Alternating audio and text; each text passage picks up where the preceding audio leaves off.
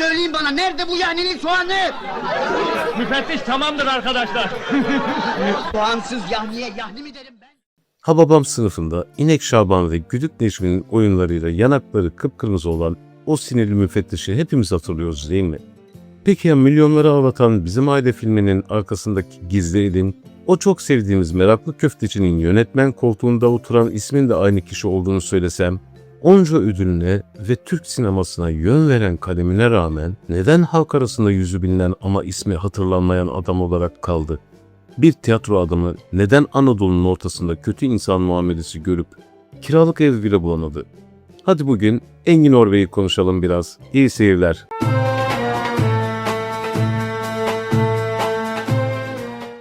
Engin Orbey 14 Ağustos 1936'da İstanbul Emirgan'da dünyaya geldi. Çocukluğu sanatın ve edebiyatın günlük hayatının bir parçası olduğu kültürle iç içe geçmiş bir mahallede şekillendi. Lise eğitiminden sonra İstanbul Belediye Konservatuvarı tiyatro bölümüne girdi ve burada 2 yıl boyunca sahne disiplininin temellerini attı. Asıl büyük dönüm noktası ise 1955 yılında Ankara Devlet Konservatuvarı'na kabul edilmesi oldu. Bu onun için İstanbul'un yerel çevresinden çıkıp devlet tiyatrosunun kalbine yolculuk yapması demekti. Sahnede rolünü oynarken sergilediği o doğal yeteneği onu henüz öğrenciyken bile farklı kılıyordu. 1961 yılında mezun olduğunda sadece bir oyuncu değil, aynı zamanda bir tiyatro düşünürü olarak yetişmişti. Mezun olduğu yıl hemen devlet tiyatrolarında göreve başladı ancak onun içinde her zaman başka bir ateş yanıyordu. Tiyatroyu sadece büyük şehirlere değil, Anadolu'nun her köşesine yaymak. Onu asıl hafızalarımıza kazıyansa Yeşilçam'daki o ikonik rolleriydi. Evet. Çocuğum, karıştırıyorsun. Roma'yı yakan Hazreti Şaban'dır. İlk halife İmparator Neron, yani Padişah Neron Roma'da Hazreti Şaban'la beraber ananı... Hababam sınıfı serisinde canlandırdığı müfettiş Hüseyin Şevki Topuz karakteriyle o disiplinli ama çaresiz haliyle hepimizi kahkahaya boğmuştu. Senden yahni olur mu? Olmaz ama dinlemiyorlar. Külbastı da olmaz. Olur bak, kül bastım çok iyi olur. Olmaz. Olur olur. Olmaz dedim, olmaz. Şaban ve Necmi'nin o meşhur oyunları karşısında yanaklarının nasıl da kıpkırmızı olduğunu, sinirden nasıl deliye döndüğü o anları kim unutabilir ki? Kısacık rollerle nasıl bu kadar büyük işler çıkardığını hiç düşündünüz mü? Süt Kardeşler'de ise durum daha da komikti. Kim bu adam? O mu? Tabii o. O şey... Söyle. Tanımadın mı ayol? Deli etme beni Melek. Nereden tanıyayım bu iti? Kim bu dedim? Damat bayram olduğu halde süt olan Şaban muamelesi görüp Şener Şen tarafından her fırsatta itilip kakılması, sinema tarihimizin en saf komedi anlarından biri oldu. Meraklı Köfteci filminde ise Kemal Sunal'ı yani Zühtü'yü tedavi etmeye çalışan o ruh doktoru tiplemesiyle, diyalogları ve mimikleriyle sahnede adeta harikalar yaratmıştı. Sen kimsin?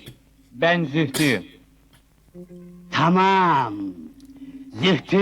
Zühtü için ölür, başkası için değil. Demek ki davranışın hatalıydı. Anlatılanlara göre onun bu Anadolu sevdası sadece profesyonel bir tercih değil, bir gönül borcuydu. Babası bir hava subayıydı ve Ergin Hoca henüz 3 yaşındayken babası Kütahya ile Eskişehir arasında bir eğitim uçuşu sırasında uçağının düşmesi sonucu şehit olmuştu. Belki de bu yüzden Eskişehir'e olan bağı profesyonel bir kariyerden çok daha fazlaydı. 1962 yılında yolu bu şehirle kesiştiğinde orada tiyatro henüz filizlenme aşamasındaydı.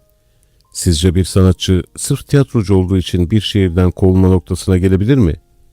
İşte Ergin Orbey ve eşi Gönül Orbey de 60'lı yıllarda Eskişehir'e tiyatro kurmak için gittiklerinde dönemin ön yargılarıyla karşılaştılar. Ev sahipleri onlara tiyatrocu oldukları için ev vermiyor, sokakta yürürken arkalarından laf atıyorlardı. Hatta kadın oyuncuların makyaj yapması, pantolon giymesi o dönemde öyle büyük olaydı ki Ergin Hoca ekibini korumak için çok sert bir disiplin uygulamak zorunda kalmıştı. Ama o pes etmedi. Bugün Eskişehir bir sanatçı şehri olarak anılıyorsa o günlerde çekilen o çilelerin payı çok büyüktür. Eskişehir'in o çetin yollarından Yeşilçam'ın unutulmaz setlerine uzanan bu yolculuğu daha yakından tanımak isterseniz kanalımıza abone olup bu yolculuğa ortak olabilirsiniz. Ergin Orbey'in asıl başarısı 10 parmağında 10 marifet olmasıydı. Sinemada sadece oynamıyordu. Boşver Arkadaş, Hasret, Yaşar ne yaşar ne yaşamaz gibi filmlerin senaryosunu da o yazmıştı. 1978 yılında Devlet Tiyatroları Genel Müdürü olduğunda kurumun kapılarını ilk kez Oğuz Atay gibi modern yazarlara açan da oydu. Sahnede ya da kamera arkasında olsun onun tek bir derdi vardı: insana dair bir şeyler anlatmak.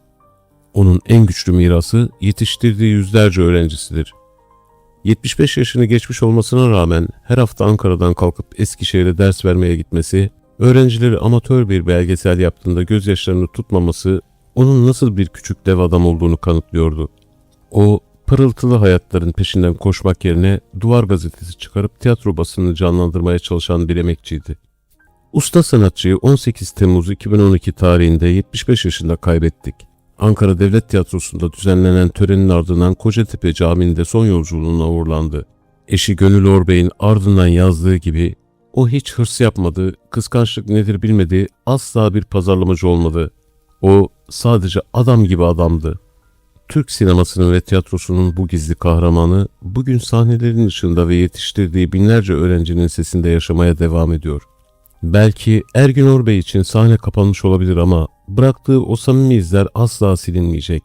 Sizler de Ergün Orbey ile ilgili bildiklerinizi, düşüncelerinizi, duygularınızı yorumlardan paylaşın. Bir sonraki hikayede görüşene kadar esen kalın.